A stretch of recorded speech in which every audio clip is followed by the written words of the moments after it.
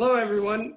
I'm very excited for today's session as Sasha and I continue to interview the amazing people that we get to meet on our journeys. I am very thrilled to take the seat today to talk with our guest, NEA co-founder of Green Bay Ventures, and often referred to as a godfather of modern venture capital, Mr. Dick Kramlich. Dick, welcome. Thank you very much, Michael. Very happy to have you here today. I know with your background, we could probably talk for multiple hours, but would love to hear all about your story and insight on current events and current themes. But let's start with the basics, Dick. Tell us a little bit about your family and your upbringing. In fact, it fits into your first question very well. That is, how did I get started in venture capital? And first of all, I much prefer being a godfather as opposed to a father. I've done both. Yes. And one is a lot less time taking than the other. But in any event, how I got started, I actually, in reflecting on this, come from a third generation of entrepreneurs. And my grandfather, I won't go into all the details, but I'll just cut to the chase. My grandfather on my father's side founded Safeway. And the way that happened was they had moved from North Dakota, where they were involved in the amber waves of grain with Southern German wheat fields. And everybody actually the founder of Great Northern came over to Germany, and he got a whole village to move to North Dakota because it was all barren. And these were the greatest farmers, wheat farmers in the world at the time. And he wanted to actually have amber waves of grain. So that's what he did. He gave everybody 640 acres. So the whole village, each villager got 640 acres of land, and they turned it into productive land, which was in itself a entrepreneurial approach on James J. Hill's part to do that. Very smart. Anyway, when my grandfather was a younger boy, he met a girl from South Dakota, and they got married, and they moved to Idaho, sold the land, moved to Idaho. And she said to him, "If you want to be a farmer, that's up to you, but I don't want to live on a farm." and American Falls, Idaho, which is where they moved, was about 5,000 people or something at the time. And the short form of this is he thought, what am I going to do? And he had heard about this gentleman in Tennessee named Clarence Saunders, who he was an industrial engineer, and he had laid out the first self-service grocery store on paper. And my grandfather and he shook hands and became partners, and they were called Piggly Wiggly. And that started, I guess, was about 1910. And they opened the first, because at that time, all general stores just had one person, and they would go search the aisles and bring back the goods. And in this case, all the customers did it themselves, and they turned out to be extremely profitable and very successful. So they opened a second store, and then they moved to Boise, Idaho, and that became the founding area in size.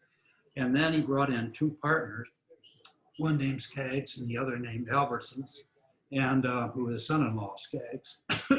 And then they ultimately divided the western part of the United States into three sections. And my grandparents moved to Denver, and they looked over everything from the Mississippi to the Rio Grande, and built the whole Safeway turned out to be very successful. And it got acquired eventually by KKR after being publicly held. And any rate, so that was good. My father grew up in Denver. My mother was in the same school. She became an aeronautical engineer.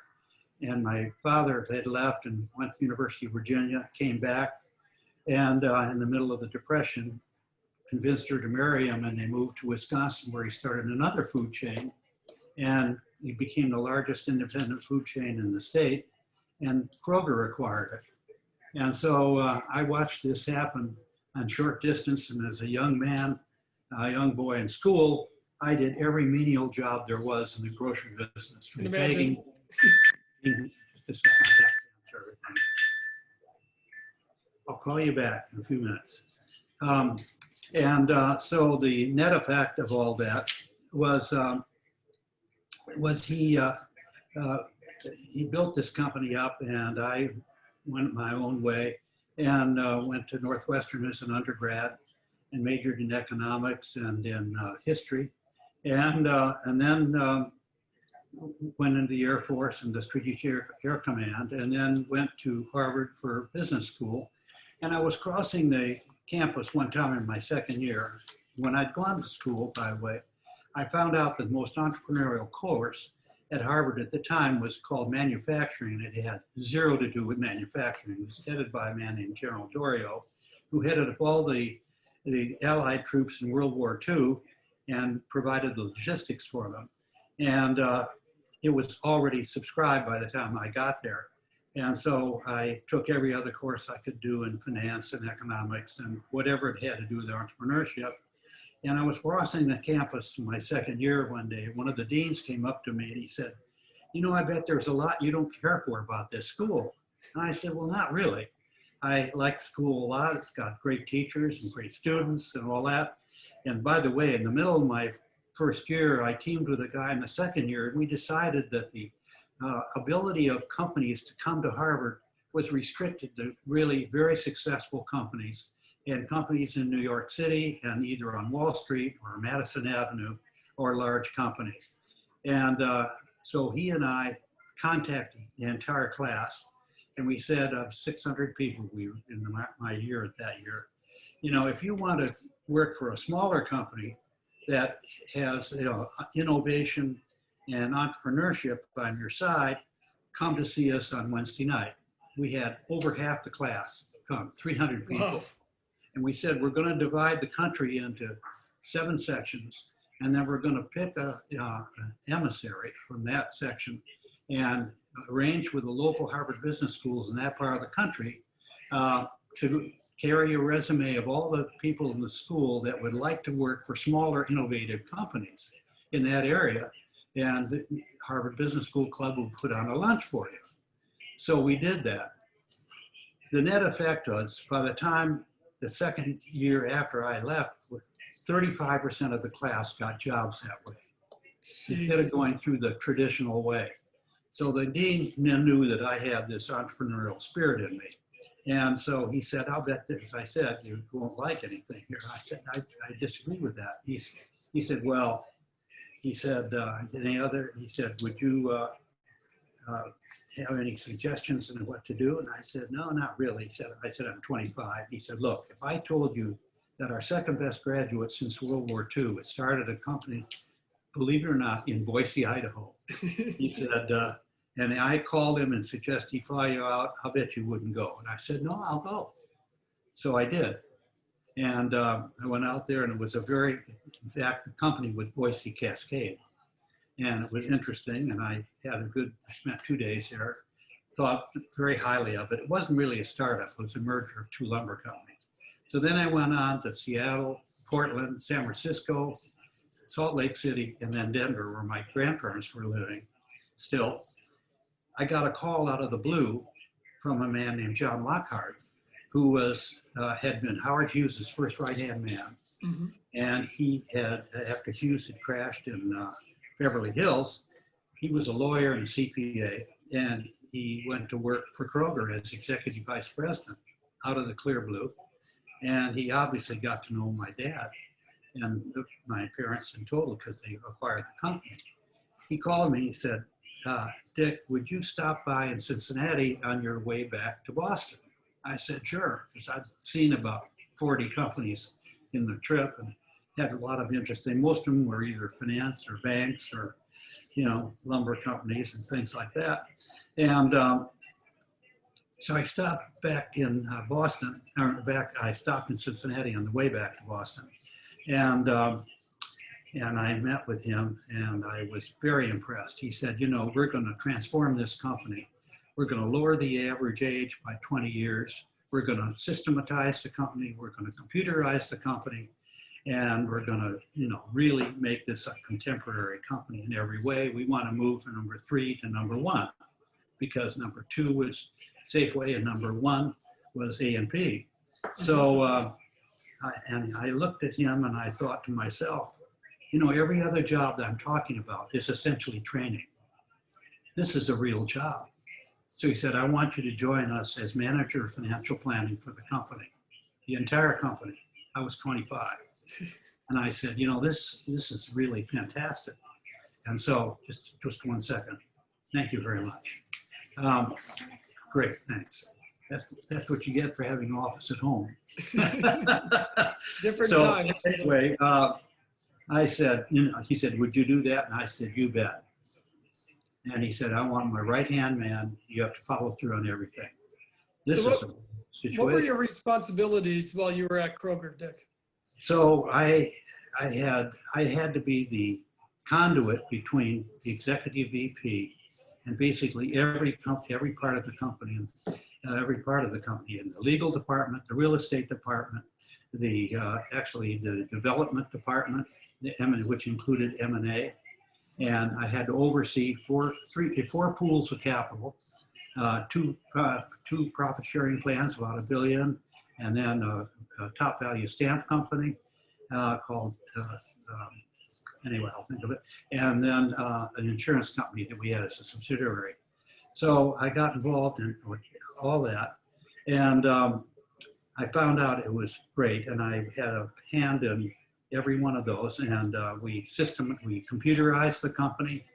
I was very involved in that, and then very involved in all these other parts of it that were great. And one of the overseeing of the top values, or rather, the top value was the stamp company.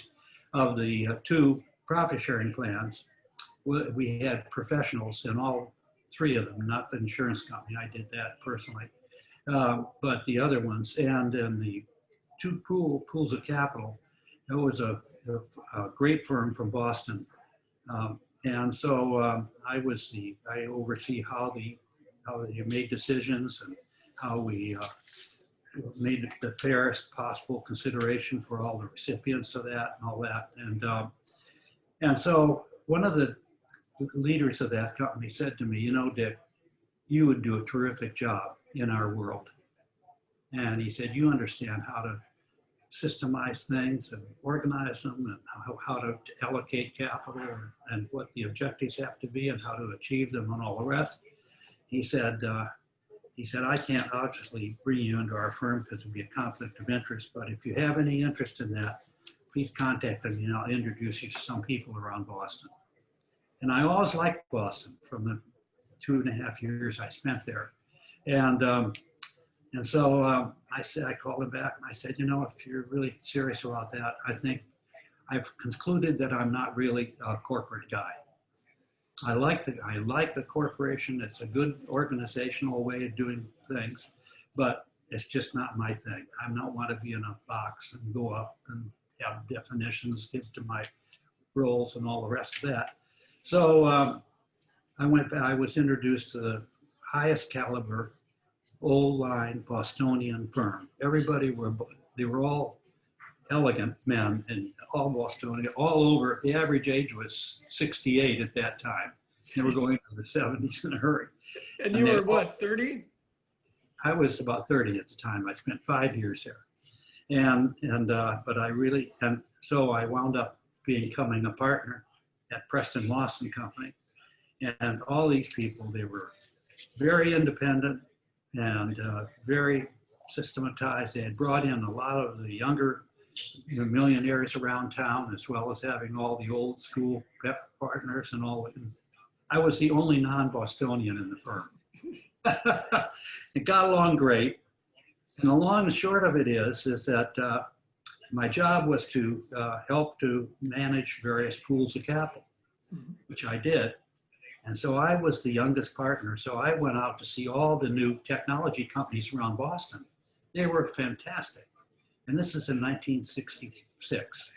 Okay. And so technology was just getting underway in the United States. Boston was recipient of a lot of it because we had MIT and Harvard and other schools.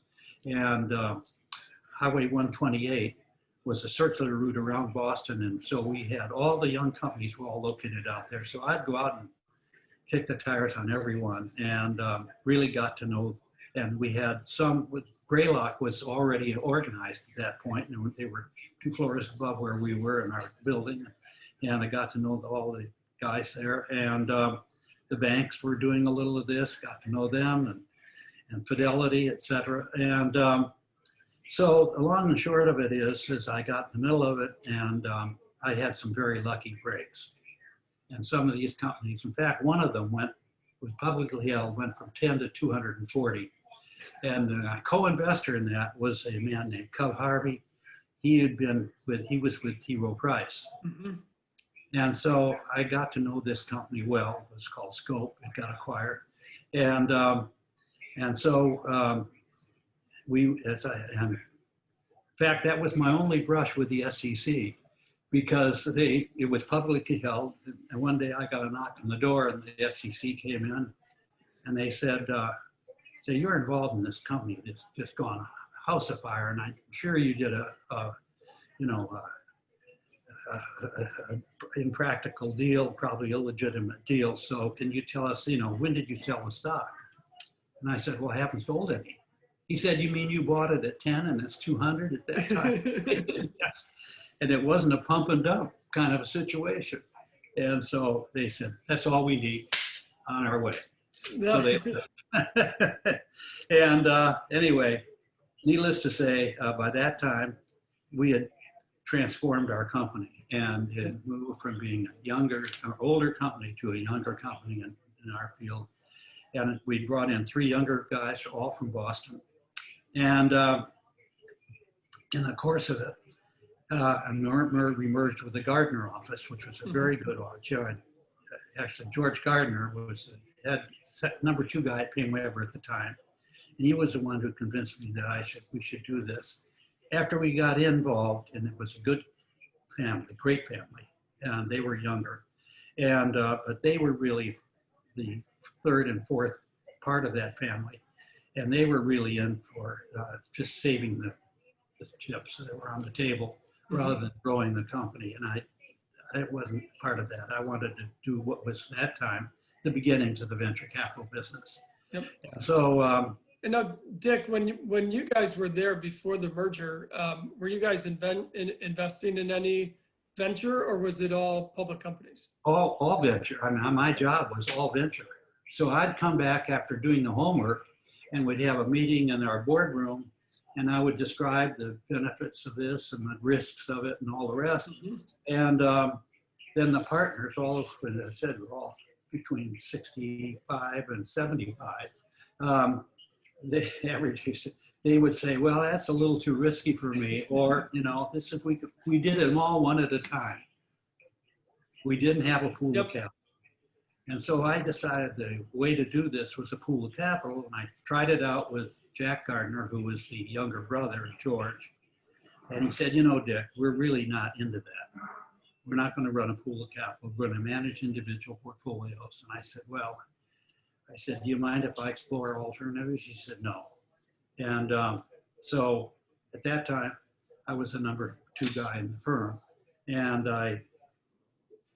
my wife said she was going to go down to Texas to see her family. And that weekend, I spent the weekend reading.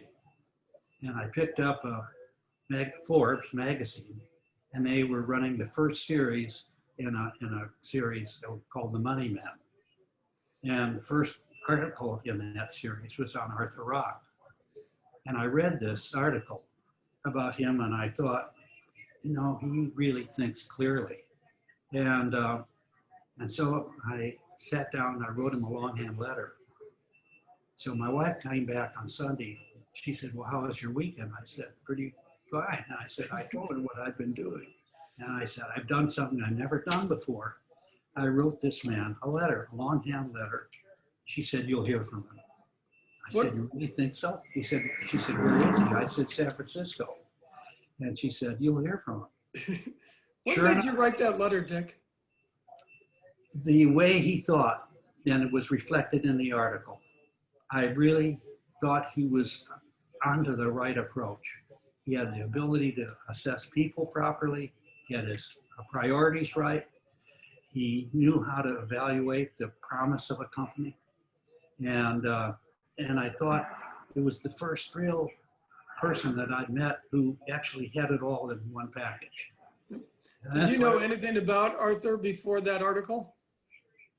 Very vaguely. I'd heard his name, that he was sort of a genius, but I had not heard anything. I heard that he had had a great partnership with a guy named Tommy Davis, and I knew about him. And he was a lawyer who used to be in Boston, actually. And so it wasn't, I really had some granular understanding of it. And so anyway, sure enough, the following week, I got a call from Marie. Marie was Arthur's secretary. And so anyway, he got on the phone, we talked. He said, if I came out, in a couple of weeks, I have one of my companies is going to be appearing before the Boston Society of Security Analysts that I was a member of. He said, and by the way, I was taking the first set of tests for CFA. I was just doing that for the fun of it, actually. And so anyway, he came out. So sure enough, I came home and I told Lynn, I said, "You're right, as usual." I said, "This is what happened." So long and short of it is, he came out, and then Arthur put me through a year of due diligence. And so I told him my portfolio performances, what I was doing. We co-invested in a couple projects together. He had me do some granular due diligence for him. And by that time, I knew I was really working with the right guy. And he had, among other things, he had known some people that were in my class at HBS. And he called them independently. And so he did a lot of infinite due diligence. So that's why I got the job offer. And so I came out, and that's how I got into the venture capital business. And I had the good fortune of starting with Arthur, who was brilliant.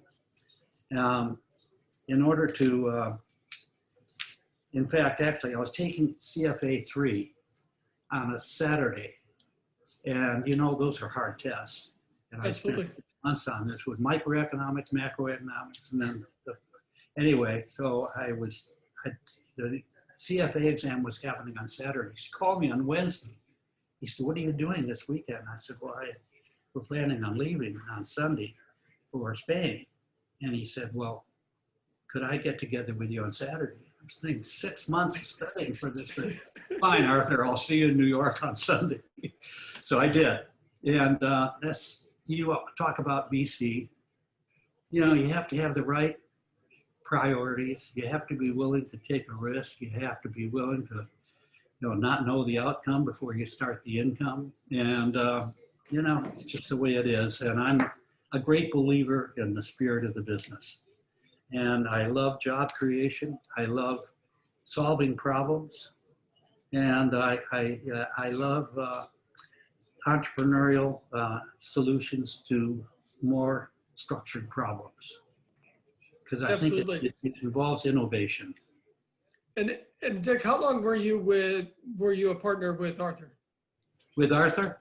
Yes. Yeah, well, we started in 1969 and we concluded in 1976.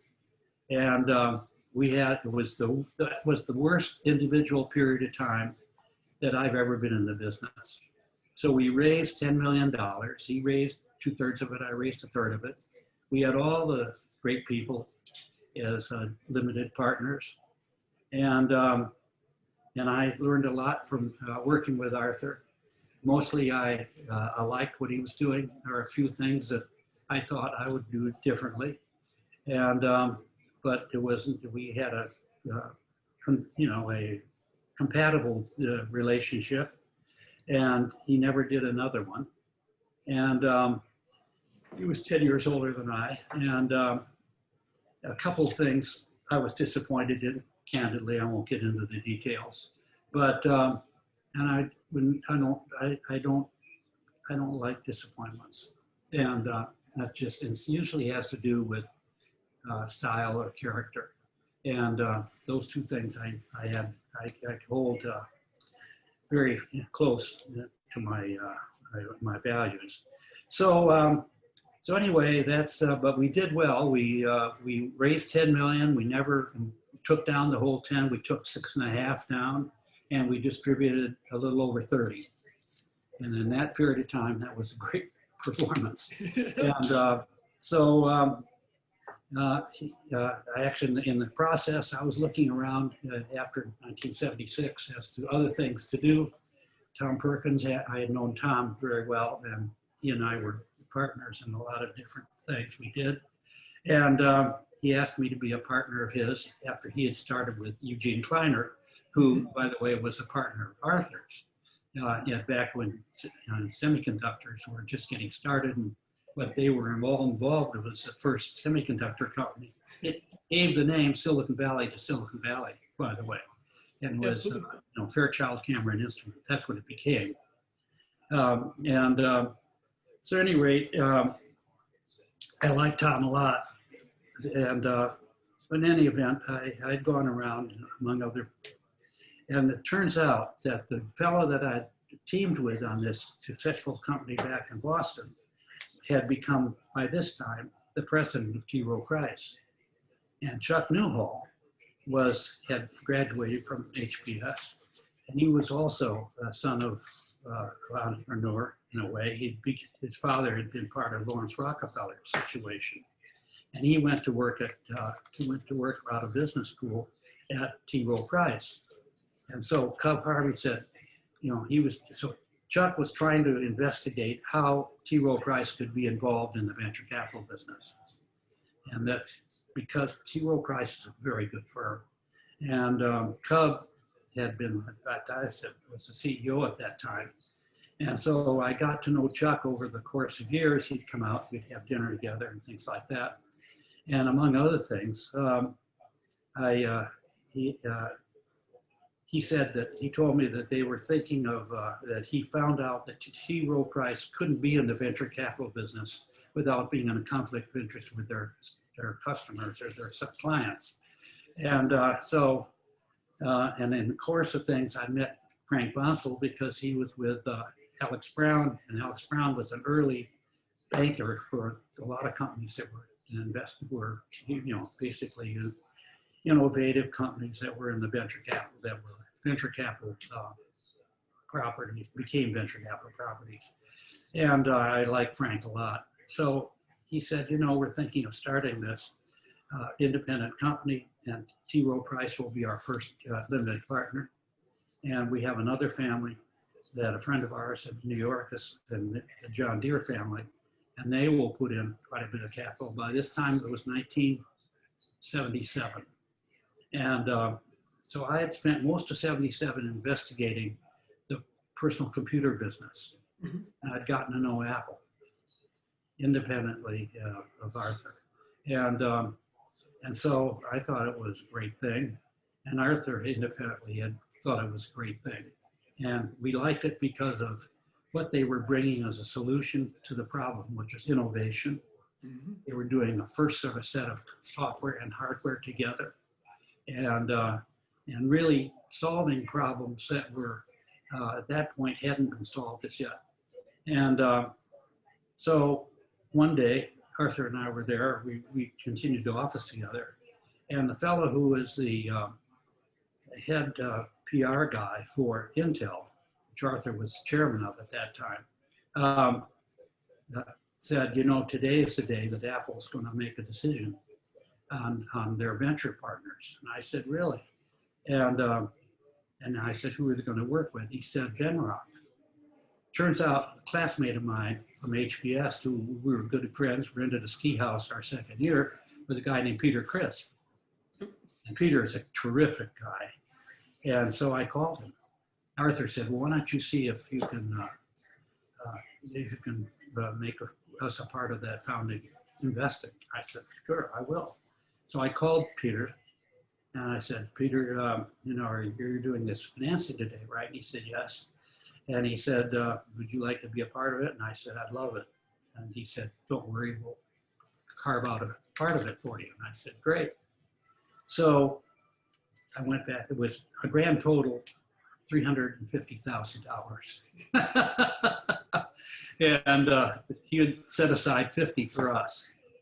And so Arthur, I won't get into a lot of details, but Arthur said, I owe a lot of favors to people. So do you mind if we don't have you as part of that? And I'd say, I do, but you have to do what you want to do. He said, I want to do this. So I said, okay. And so I thought, well, that's the way it is. That's one of the things, that's why I didn't sign up for the second round. Yep. And so a friend of mine from London called the next day. And he says, his name was Anthony Montague. And he said, Richard, he said, what's hot? And I said, well, what's hot is Apple happening. And Anthony was a little older, and he said, well, tell me about it. I told him about it. He said, God. He said, could I go to see that company? I said, well, we just did it. The company just did their first round of financing. And he said, well, I don't care. I'd just like to go see them. And I said, fine. So I called Mike, who is the president. So, yeah, I don't know if you know anything about this history, but Mike Scott was the first president of Apple. And very good guy. And I called him and I said, Mike, I have a friend of mine coming in from England. He's a second son in the family, so he has to make his own money. He's a really good man, very quality guy. He said, Dick, if it's a friend of yours, friend of mine, no problem. So I sent Anthony in, and he went in there, and he called me. He said, this is the most exciting company I've ever seen. And then Mike Scott told me, he said, look, Mr. Montague, I'm sorry, but we have no equity left. He said, that's all right. I brought my overcoat along. I have my toothbrush. I can sit in the reception area until something comes up. He said, Mr. Montague, we send our receptions home at 6 o'clock. Everybody has to be out by 7 o'clock. We stay here at 10 o'clock because we're coding and getting everything organized for the product. And he said, that's okay. I'll just wait up. At 6:45, Mike Scott came out. He said, Mr. Montague, you're the luckiest guy on earth. He said, why? He said, because our co-founder wants to buy a house, Steve Wozniak. He said, if you're willing to settle on the same price for common stock that we just sold on preferred stock, you can have it. And he said, well, how much is it? He said, $450,000. He said, done. He called me and he said, Dick, I wouldn't be here without you. He said, let's split it. So I said, great. Wow. That's how I became the first employee to be a stockholder of the company. It's amazing. And isn't that amazing? That it wasn't preferred stock, it was common stock. Yep. So that's how it all happened. And I never really told that story because of obvious reasons, but we're far enough along in life now to tell the whole thing. Absolutely. So that's how we got into it. And then, what happened is that the Apple II was a very successful product, and the Apple III was an unsuccessful product. And then the Macintosh blew the, tires off the car. It was incredible. And so I was involved in all that through my friend Peter Crisp, who was on the board for 17 years. And then in the early 90s, they began to lose their way a little bit. And in the meantime, I had tried to get NEA. I said to Chuck and Frank, look, I'll take this, our share of the stock and put it aside, hold it until the NEA is organized. And they said, no, that was because this happened in November of 77. So I was doing that all on my own. And then we organized NEA starting in January of 78. And we were very successful because even the dourest of times, we had T. Rowe Price on our side, we had the Deere family on our side, and we raised the balance of 15 million, and we founded NEA 1, and within 2 years, we had thanks to our being the first company, the first venture firm, had offices on both coasts. Most of the capital was on the East Coast at the time. And so it was a great combination of things. And it also allowed us to be very involved in the medical side of things, because they were also mostly on the East Coast. And so we were able to do technology and medicine from day one. And we were able to have a broad geographical spread. We did quite a few projects in Minneapolis, for example, and other places, and in Boston and Middle Atlantic.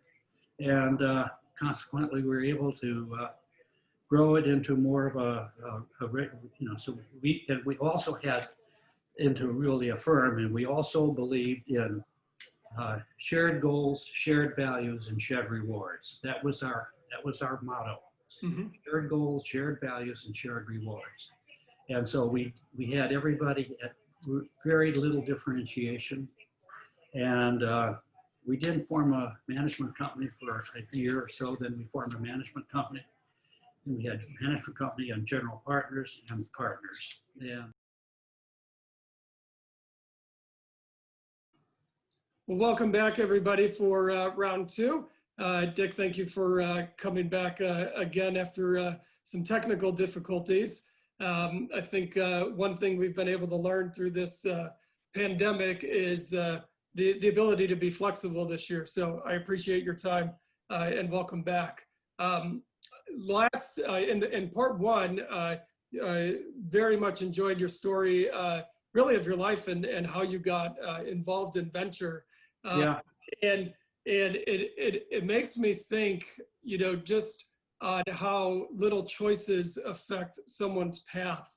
And, I think back to that Saturday when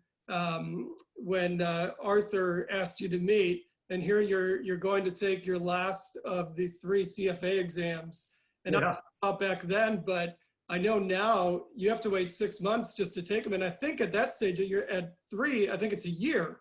So the ability to be so curious and adventurous, is a theme that I see throughout your career and throughout your life. And I know has really played out in your investment thesis and process as well, which is probably why you've done so well in venture. So I'm always curious about, the choices that people make.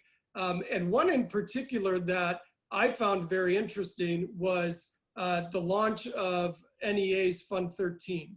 And I'd love to get, and I'm sure our listeners would love to get some more insight on this. And to set the stage, NEA 13 was, the first investment was made in May of 2009. And countless articles that I had read basically said you were crazy. Together a $2.5 billion raise in the worst financial crisis we've ever seen. Talk us through a little bit about, and again, right, that comes back to being curious, being adventurous, and really going against the grain. Can you talk us through a little bit about that process and where Fund 13 sits today? Yeah, well, I can easily, NEA 13 sits in the top decile. And I like to see each of these large funds do a minimum of 4x. And you ought to invest 125% of the size of the fund. And those are a little unorthodox, but I really believe it. And I think the venture industry has gone through various stages of maturity, and where it really got its rock bottom judgment calls and how to structure it and all that and supervise it was really in the 90s. And then it got crazy toward the end of the 90s, and that's when we had the meltdown. Yep. And 0.0, and I mean, you could see it coming. And so one of the beliefs I've always had is, that when some people take an umbrella when it's raining outside, and I believe in using satellite information and then figuring out what the forecast is and take it before it gets there. And so that's essentially what I thought was happening in '08 and '09. If you recall, my wife and I moved to China because I wanted to get a firsthand. I've been going over there since the '80s, and I never thought it was quite ready. But by that time, I thought it was ready. And I'll wait till later to tell you about what I think about the future of China, because I think it's one of the most interesting things.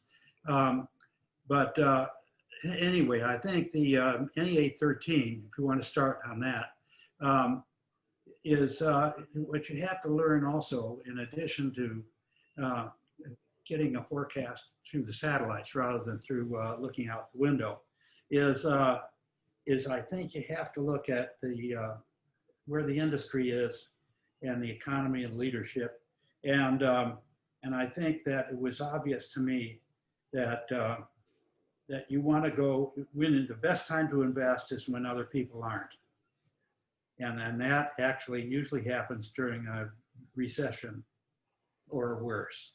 And that was the case in '08 and '09, because if you really think back about it, it was a financial recession. The banks got hung out to dry, and because there were certain tricks that were made that they fell prey to. And so that's why it wasn't really an economic recession, it was a financial recession. So it made it very clear as to what to do. And I think we're actually sort of in that spot again, and in a different way. But at any rate, so everybody thought it was crazy, and that's a very good sign. Absolutely. And if I remember correctly, not only did they say you were crazy, they said the IPO markets were too dried up. You would never get enough traction of liquidity within the fund to return that size of a fund.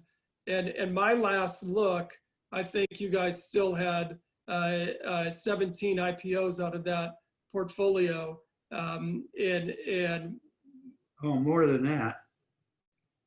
A lot more than that. We had 71 companies. Oh, no, see, in NEA 13, we had 135 companies. And we still own 38 of those companies. You know, one of the best one in that whole portfolio. Do you know what it is? Cloudflare. That's it. Yep. And, Yeah. and to my knowledge, that holding more than returned the fund by itself. Oh yeah, exactly. It definitely did. And for $2.5 billion, that's pretty good. Absolutely. Yeah. Absolutely. So, you know, I think it's going to be I think it'll be when it's all said and done, about a 5X fund. And that means a $10 billion, better than a $10 billion fund. That's incredible. 12.5 billion is what it'll wound up being. So it's going to have, you know, all the funds that in the last, since actually all the funds have been successful since NEA 10, and actually all 8 of those before. We only had one bad fund, that was in '99. Yep. That's one reason that we felt confident about 10. So that's why you allocate every year to. Yeah, but you know, as I look at the IRRs in those funds, all the ones in, you know, from 10 on, actually, they're all in the 12 is a little, it's in the 10% IRR, but all the others are well over 20%. Yeah. And when you get a venture fund that does over 20%, you're doing something really well. Absolutely, absolutely. Before we move on to kind of what the market is today, you know, that character that you have to be curious, to be adventurous, is that something that you learned going through your career in venture, or is that a byproduct of your upbringing? Well, as I told you, I'm a third generation entrepreneur. So it, you know, and I think it's a combination of instinct, training, and luck. Those 3 things. I don't think you can, you know, go slowly over any of them. They all mean a lot. And you develop your instincts over time thanks to experience. So I think it's a byproduct, and that's one reason that I mentioned to you about trying to get Harvard Business School a little more adventurous, because I think they were pretty staid at the time, and now everybody's pretty like them. I think and I think Stanford caught on, and then as a consequence, boom, they went right to the top, and other schools as well, and so I think it's a matter of how of the educational process. That makes a lot of sense. So if we look at the venture industry and market generally today, I think a lot of people kind of feel that venture is kind of starting to feel like what hedge funds were in the late 90s and early 2000s, right? Anybody could put together a pitch book, put a suit on, and probably raise some capital. You're starting to see a lot of players enter the market, new entrants, edges are kind of trimming down. And to bring back a few quotes that I found about you and just general venture industry. In 1992, you stated that we were in a golden age for venture. In 2006, you stated that you disagreed with the notion that there was too much money chasing too little deals, and the industry could handle a lot more capital. Where do you think we are today? Well, I think we've gone through a period of where I think private equity can be successful if you focus on software. But the rest of private equity is really a mathematical exercise. And I think it's a business school product of business schools. And it's really not much different than leveraged buyouts in many ways. And so I don't think there's much innovation that happens in that area. And I think much of the capital that's been raised and deployed has been in that area. Now you take a company, a firm like BlackRock, which is in that area. I don't think that they are bound by those kind of disciplines at all. I think they operate with a lot of instinct, and I think Schwartzberg is a very capable guy, and needless to say. And but I think that where we are today is that I think we've run through that. I think one of the real culprits, in the sense, it has been in the IPO market and is the accounting firms. Accounting firms have been so disciplined by the SEC and others, but at that, as a consequence, you can't look forward. You have to look backwards. And our business is anything but. You have to be cognizant of the backwards, but really looking forward. So I think it's a whole different ballgame. So where we are today, I think we've, as a consequence, we now decided that SPACs are a good way to go public because you can look forward and you can just register money. And I mean, it's crazy. And so when you look at that as a way to go public, and then you can do direct listings, way to go public. I mean, what we've done is change the rules a lot. And the consequence of all this is that China's going to be the biggest public market on earth. Because they've organized themselves. I mean, do you mind my talking about China for a second? Yeah, we can go to China now. That's okay. I just wanted, because I think that it blends into this kind of an answer to your question. Absolutely. With China, Deng Xiaoping actually awakened China in 1978. And he said to make money is not a crime. And it's to be admired. And yet it was the Communist Party, Mao, was a disaster for China. Now the Chinese will never tell you that, but they will never acknowledge it. But he was an economic disaster for the country. They have, about 1,300,000,000 people right now. And they went through this period where they wanted to focus on men, not women. And so, you could only have one child and one child policy. And now they've all grown that. Where they are today is that in the course over the last 2 years, they basically invented a billionaire every 2 days. And so right now, only 6% of the population in China is communist. And so the rest of the population is non-communist. And of that, every time when a person becomes a billionaire, they're invited into the Communist Party. So what they really have is a Marxist economy. And that means, just a second, I'll call you back in a few minutes. What they really have is a society where the entire society is run by billionaires, and they're only billionaires when and acknowledged billionaires after they become a member of the Communist Party. So it's as a consequence, what they're focusing on is technology and life sciences. Mm-hmm. And they've learned everything from the United States. Marcella, are you here? Jeff, I'll call you back in a couple minutes, okay? Right. Sorry about that. It's okay. But anyway, the end result is that they are going to be, if we don't behave ourselves and pick up and understand what they're doing, we're going to sacrifice leadership in the world. I mean, we have 340 million people, and they have 1,300,000,000 people. And they have a great educational system.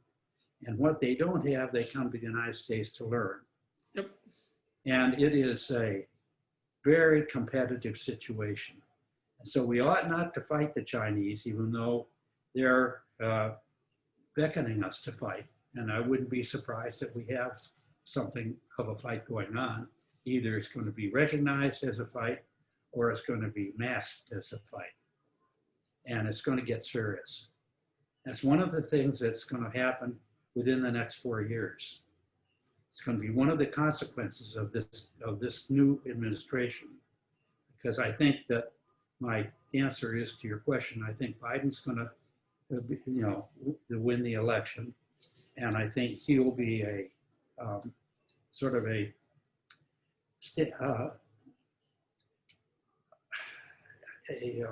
I think he'll be a very lightweight president. Mm-hmm. I think the left side of the party is going to take over a great deal of what's going on. I think it'll toss us into the part of communism, so to speak, that is actually non-productive. So I think we're going to go the opposite direction that the Chinese are going to go in, and because they're very dangerous ground. So, I mean, I think that all will beckon the Chinese to become leaders in the world economy. So that's my answer to your question. I love that answer. And what do you think that, we've heard a lot of people talk about the possibility of seeing two world economies, where China's going to leverage their relationships and make countries choose what side of the table they are on. Do you think that, and so what I hear you're saying is you think that over the next 4 years, we might be accelerated into that type or a similar scenario around the world? I think Europe will learn a lot from the Chinese. And I think that we could forfeit our relationship with Europe to some extent. Wow. I think it's very dangerous. I think we're in the most dangerous period of time in my adult life. I think it's really, and I don't know what the consequences are going to be for the stock market. I do know, just look what's happening contemporaneously right now is Ant Financial is going public, yep. $35 billion offering. I mean, that's going to be low, and it's going to be 87 times oversubscribed. Yep. Imagine that. And is that capitalism or is that capitalism? So what the Chinese are doing is melding Marxism and capitalism. And there's actually, if you really think about it, there's a lot of sense in that, because Marxism is controlled by a few. and capital is allowing money to be efficiently deployed. Mm-hmm. So, I mean, if you take those two issues and put them into a box, you say, you know, that's really a fantastic outcome, theoretically, from an Absolutely. economic standpoint. So I think we're in danger. And I think the more that we get into a unnavigated water, which is what we're talking about, I think the more dangerous it is. Interesting perspective. So what does that do from your viewpoint on where you are looking to allocate dollars to today? Allocate. Allocate money to today when you're Oh, well, looking I at new mean, ventures. I would certainly improve our relationship with China. And I don't think we have to, you know, to make ourselves, you know, impotent in going to do that. I don't think we need to do that. I think we should have a more clear understanding of how they're adopting capitalism in a different way than what we've learned. And here we're going to go the opposite way.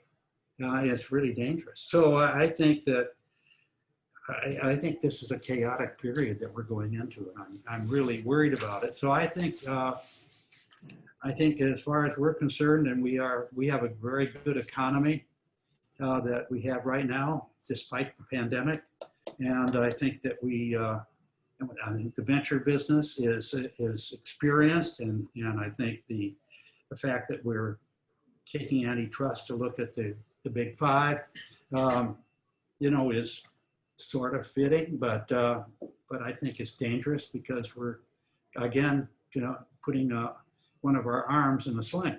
So I think it's a dangerous period. I think the venture business, though, isolating that as an answer to your question, I think the venture period is a combination of angel type investments, which are small funds that are pursuing dreams, hoping that they can make their reputation. And you're talking about traditional funds that are large and they are focusing on technology or life sciences, or they're focusing on other specializations within those categories, and or retailing and you know, the technology world. I mean, I think we're really making a lot of progress in that. So, I mean, I think that the venture world is in pretty good shape and is flexible enough to go forward that way. I think the final part of the venture world is going to be the elevation of so many very wealthy individuals that are going to have what I call conviction investments. They're going to be a few, but they're going to be individuals. And that's the way we've organized Green Bay. We have a small pool of capital, but we use it as introductory capital. And then we have an agreement with our limited partners that when we see something that's really hot, we're going to have a, you know, a small part of it in the fund, and then we're going to have a co-investing philosophy and do most of that on an individual basis. So the number of people we have is going to, as partners, going to be few. Yep. And yeah, love. And so that's I think where we are on that. I think growth, you know, most of the venture funds are going to be in either specializations or in growth capital. You know, the angel funds are going to try to evolve into that category. So I'm pretty, I think we can handle international affairs better than the government. I think the government's going to have to actually change the tune, and I think the economics are going to go through a restart. Makes a lot of sense. Now, we were lucky, our family office group, to have you on a panel back in April or May. And we were in the depths of this pandemic. The market was down. And we had asked the panelists, including yourself, what excited you guys most about putting money to work. And I will never forget the size of the smile you had on your face. And I know a lot of the audience took notice, because here we have a guy that has been in the industry for 50 years. And right, people take notice to somebody with that kind of longevity and success. Are you, even after the run-up we've seen since then, are you as excited, or do you think that the next 12, 18, 24 months pose better opportunities than today within venture? No, I think it would be at least that long. I think we're going to go a period of indecision, and I think that smile that I had in my face right now is over. And I mean, I don't think that we're out of business or anything like that, but I don't think we're going to have the kind of nonstop V that we've had. And I think we're going to face a K, another V. Yep. We're going to have some ups and we're going to have a lot of downs. Absolutely.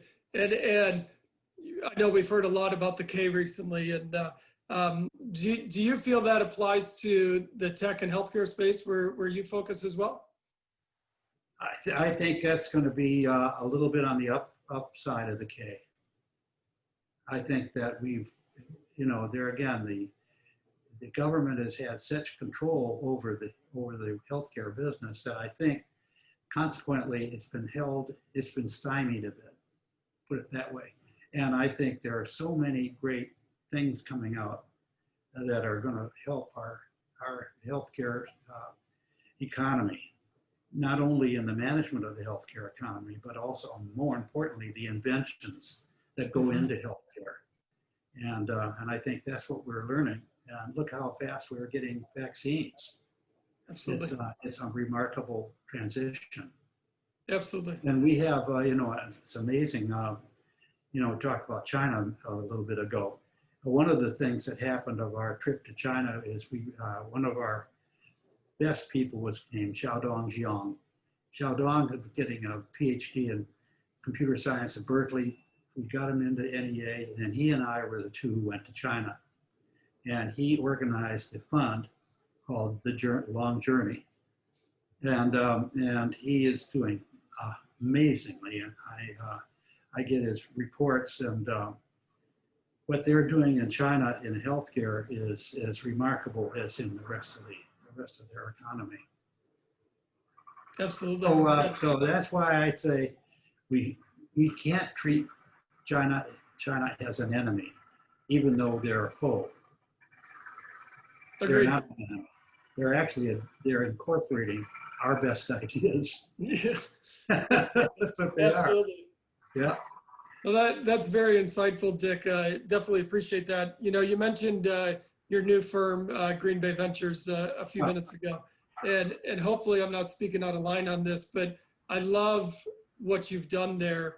It's almost like you're giving back to the world, like Arthur did for you when he was looking for a junior partner after he had been successful with Davis Rock, went out to do it again with a younger partner. Tell us a little bit about Green Bay, your younger partner, Anthony. I know you talked a little bit about the structure. I find the structure very, very interesting, and definitely has an interesting edge. Well, Anthony's 41. He just got married to a terrific woman who is intellectual property attorney.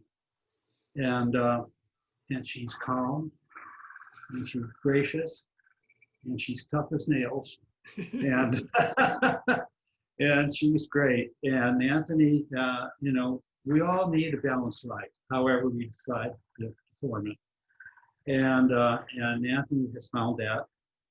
He always has been extremely imaginative and extremely smart, and also he's been very honest, and he's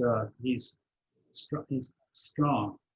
So I mean, I let him do his thing, and I think as a consequence, and I tell him when he's wrong, and so and I've done that only a few times because he hasn't been wrong that often.